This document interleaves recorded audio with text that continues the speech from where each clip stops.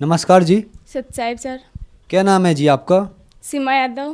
बहन जी आप कहाँ से आई हैं? नारनौल जिला महेंद्रगढ़ हरियाणा से। बहन जी संत रामपाल जी महाराज से नाम दीक्षा आपने कब ली? 11 नवंबर 2008 को। बहन जी संत रामपाल जी महाराज से नाम दीक्षा लेने से पहले क्या आप कोई भक्ति साधना भी करती थी? हाँ जी, हम संत रामपाल जी महाराज से नाम दीक्षा लेने से पहले सभी देवी देवताओं की भक्ति करते थे और जो कावड़ वगैरह ये सभी करते थे। तो फिर आप संत रामपाल जी महाराज की शरण में कैसे आई? संत रामपाल जी महाराज की शरण में हम बुआ जी मतलब कि पहले से नाम ले रखा था, तो मेरे दादाजी को उन्होंने बोला कि आज हम सत्संग में जा रहे हैं तो आप हमारे घर पे मतलब बच्चों के पास रुक जाओ। तो दादाजी वहाँ पे गए। दादाजी को बुआ जी बुक दे के गई थी कि ये बुक आप पढ़ लेना इतने। तो दादाजी ने वो बुक पढ़ी और ज्ञान समझ में आ गया और दादाजी ने नाम दीक्षा ली संत रामपाल जी महाराज जी से। उसके बाद मेरी मम्मी और पापा जी ने ले लिया, उसके बाद हम लोगों को दिलवाया। संत रामपाल जी महाराज से नाम दीक्षा लेने के बाद क्या आपको कोई लाभ भी प्राप्त हुए? हाँ जी, संत रामपाल जी महाराज जी से नाम लेने के बाद हमें बहुत सारे लाभ हुए। जैसे सबसे बड़ा लाभ तो हमें मोक्ष की प्राप्ति हुई। उसके बाद मेरे पापा जी बहुत ज़्यादा शराब पीते थे, घर की आर्थिक स्थिति बहुत ही ख़राब थी। यहाँ तक कि इतनी शराब पीते थे कि जब मेरा भाई पैदा हुआ तो 6 दिन तक तो घर पे भी नहीं आए थे मेरे पापा जी। और इसके अलावा शराब पीने के कारण मेरे पापा की रीढ़ की हड्डी टूट गई थी, तो बिल्कुल मतलब चल भी नहीं सकते थे। तो गुरुजी संत रामपाल जी महाराज के कारण पापा बिल्कुल सही हो गए, शराब भी छोड़ दी पापा ने। उसके अलावा घर में मतलब बहुत सारे पैसे बढ़े। मम्मा ने जहाँ पैसे रख रखे थे उससे एक्स्ट्रा पैसे मिले मम्मा को। उसके बाद गुरुजी मेरे को सतलोक लेके गए। जब मैं भिवानी आश्रम में गई थी तो गुरुजी फिर मेरे पास आए, परमात्मा कबीर साहिब। तो वो बोले कि बेटा सतलोक चलेगी? मैं बोली हाँ गुरुजी सतलोक चलूँगी। गुरुजी आए और फिर मेरे को सतलोक लेके गए। मैं जगी रही थी, सो नहीं रही थी, मेरे को एक सपना सा लगा वो। और फिर गुरुजी लेके गए। फिर वहाँ पे गुरुजी ने मेरा घर दिखाया। गुरुजी बोले बेटा आपकी भक्ति पूरी होने के बाद आप यहाँ पे आओगे। और फिर वहाँ पे बहुत सारा मतलब बहुत ही सुंदर नज़ारा था। इतनी रोशनी थी कि 16 करोड़ सूर्य लगा दे तो भी इतनी रोशनी नहीं हो सकती यहाँ पे। और वहाँ पे बहुत मतलब बड़े बड़े फल वगैरह के पेड़ थे। तो वहाँ पे एक मतलब बहुत बड़ा पेड़ था, वहाँ पे बहुत मोटा आम लग रहा था। तो मैं सोची तोड़ के खा लूँ, फिर मैंने नहीं खाया। मैं सोची गुरुजी क्या सोचेंगे कि बिना पूछे ही खा रही है ये, तो फिर मैंने नहीं खाया। तो फिर गुरुजी ने सिंहासन दिखाया, वो बहुत बड़ा था। कबीर साहब वहाँ पे बैठे हुए थे, बिल्कुल सोने का जैसा था। फिर गुरुजी मेरे को लेके आए नीचे, तो गुरुजी ने मेरे को चूरमे का प्रसाद दिया। मेरे को ये भी नहीं पता गुरुजी कहाँ से लेके आए थे चूरमे का प्रसाद और कहाँ से वो आया। तो गुरुजी ने मेरे को दिया और फिर मैं नीचे आई तो मैं चिल्लाने लग गई ज़ोर ज़ोर से कि गुरुजी आए हैं, गुरुजी दर्शन कर लो गुरुजी के। तो गुरुजी ने बोला कि नहीं बेटा चुप, किसी को नहीं बताना। तो मैं चुप हो गई। गुरुजी ने मेरे को प्रसाद दिया। मैंने गुरुजी को खुद के हाथों से प्रसाद खिलाया चूरमे का। वो चूरमा इतना था कि हाथों से बिल्कुल घी टपकने लग रहा था नीचे। फिर मैंने गुरुजी को खिलाया। उसके बाद मैं मतलब मेरे पास जो बैठे थे बुआ जी की लड़की थी, तो मैंने उसको खिलाया। तो गुरुजी बोले नहीं बेटा किसी को नहीं खिलाना, ये आपके लिए है। मैं बोली ठीक है गुरुजी। तो फिर मैं दोबारा चिल्लाने लगी कि गुरुजी आए हैं, दर्शन कर लो, गुरुजी आए हैं। तो गुरुजी इतनी देर में अंतर्ध्यान हो गए और फिर मैं रोने लग गई ज़ोर ज़ोर से।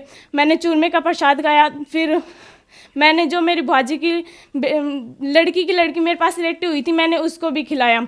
उसके अलावा मेरे पापा जी का बहुत बड़ा एक्सीडेंट हुआ था। आगे ट्रोला था बहुत बड़ा और पापा पीछे ट्रैक्टर पे थे। तो वो उसके अंदर जाके बिल्कुल ठुक गया और पापा की बिल्कुल खरोच भी नहीं आई संत रामपाल जी महाराज की दया से। और इसके अलावा मेरे भाई पैदा हुआ तभी से इतना बीमार रहता था कि वो एक दिन घर पे रहता था तो 2 दिन डॉक्टर के पास ही रहता था, इतना ज़्यादा बीमार था। तो संत रामपाल जी महाराज की दया से वो भी ठीक हो गया। और इसके अलावा मेरी सिस्टर है, उसके गले में प्रॉब्लम थी बहुत बड़ी कि ना तो वो सांस ले सकती थी और ना कुछ खा पी सकती थी, कुछ भी उसके नीचे नहीं जाता था। तो यहाँ पे डॉक्टर को दिखाया तो वो बोले कि जयपुर चेक करवाओ इसको। फिर जयपुर चेक करवाया, जयपुर वाले बोले यहाँ पे नहीं होगा, आप गुड़गांव लेके जाओ। तो उसको गुड़गांव लेके गए। फिर उसके बाद डॉक्टर ने कहा कि 6 महीने तो इसकी मतलब दवाई असर ही नहीं करेगी, उसके बाद थोड़ी बहुत असर करेगी और ये भी कोई पक्का नहीं है कि ये ठीक होगी या नहीं होगी, इसका बचना बहुत ही मुश्किल है। तो पापा ने दिमाग लगाया, थोड़ा सोचा कि मतलब इसके नाम खंडित हो रहे होंगे। तो फिर वहाँ पे नामदान की मतलब कांटेक्ट किया किसी के पास और पूछा कि मतलब कहाँ से गया। तो इसका नाम शुद्ध करवाया, अमृत जल पिलाया। तो अमृत जल इसने बहुत आसानी से पी लिया, जहाँ की एक बूंद नहीं जा रही थी इसकी गले के नीचे, और वो उसने पानी आराम से पिया। उसके बाद इसने नारियल का पानी पिलाया, वो भी इसने आराम से पी लिया। संत रामपाल जी महाराज की दया से वो भी ठीक हो गया।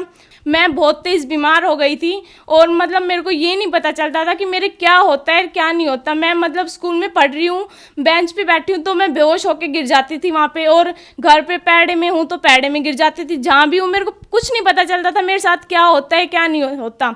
मैं बहुत ज़्यादा बीमार हो गई थी, तो पहले नारनौल के डॉक्टर ने दिखाया, तो उन्होंने कहा कि भाई तू सोचती ज़्यादा है, तो इसका कोई इलाज नहीं है। तो उन्होंने मेरे को दिन में 6 तो इंजेक्शन देते थे वो, और दवा बहुत। तो मैंने डॉक्टर को कहा नहीं, मैं दवा नहीं लूँगी इतनी सारी, आप इंजेक्शन दे दो। फिर उसके बाद उन्होंने कहा नहीं, दवा तो लेनी पड़ेगी, वैसे आप कैसे ठीक हो सकते हो। तो फिर पापा बोले नहीं भाई, इसका यहाँ पे इलाज नहीं हो सकता, ये यहाँ पे थोड़ा बहुत भी असर नहीं है, इसको जैसे थी वैसे ही है, कुछ ज़्यादा ही बीमार हो रही है, मतलब पहले चल सकती थी अब ये चल भी नहीं सकती है बिल्कुल। तो पापा जयपुर लेके गए, जयपुर वाले डॉक्टर ने भी कहा कि भाई ये सोचती ज़्यादा है, या फिर मतलब कोई बात है जो ये किसी को नहीं बताना चाह रही। मैं बोली नहीं, ऐसी कोई बात नहीं है। तो मैंने परमात्मा से कहा, परमात्मा आप ही ठीक कर सकते हो, संत रामपाल जी महाराज। तो गुरुजी ने फिर मैं सोची नाम खंडित हो रहे होंगे किसी कारण से, तो फिर मैंने नाम शुद्ध करवाए, और पहले से बहुत ठीक है बीमारी, और डॉक्टरों की वजह से कुछ नहीं, संत रामपाल जी महाराज ने ठीक किया है मेरे को। इसके अलावा बहुत सारे लाभ मिले हमें। मेरी जो सिस्टर थी उसकी अभी रमैनी हुई है परमात्मा की दया से, बिना दहेज उसकी रमैनी हुई है। रमैनी शादी को बोलते हैं, जो शादी होती है, वैसे हमारे रमैनी गुरुजी की रमैनी करते हैं, तो वहाँ पे ना तो दहेज लिया जाता, ना ही बैंड बाजा, कुछ भी नहीं होता, बिल्कुल सिंपल शादी होती है। संत रामपाल जी महाराज से नाम दीक्षा लेने के बाद आपको बहुत सारे लाभ प्राप्त हुए, तो जो दर्शक आज आपको देख रहे हैं, आप उन्हें क्या संदेश देना चाहेंगी? उन्हें मैं संदेश तो क्या देना चाहती हूँ, पर मैं उनसे प्रार्थना कर सकती हूँ कि परमात्मा आए हुए हैं संत रामपाल जी महाराज, उनसे उनकी भक्ति समझो, बुक्स पढ़ो, बहुत सारी बुक है, या फिर टीवी चैनल पे बहुत सारे चैनल पे सत्संग आते हैं, उनके सत्संग सुनो और अपनी मोक्ष प्राप्ति करवाओ। संत रामपाल जी महाराज से नाम दीक्षा कैसे प्राप्त की जा सकती है? संत रामपाल जी महाराज से नाम दीक्षा प्राप्त करने का बहुत ही सरल आइडिया है। आप टीवी चैनल पे सत्संग आता है, उस पे देख सकते हो, या बुक्स के पीछे भी नंबर रहते हैं, हर बुक्स के पीछे नंबर मिलेंगे, उस पे आप कांटेक्ट करके आपके जो भी जितना पास नामदान पड़ता है वहीं से आप नाम दीक्षा प्राप्त कर सकते हैं। धन्यवाद जी। सत साहिब।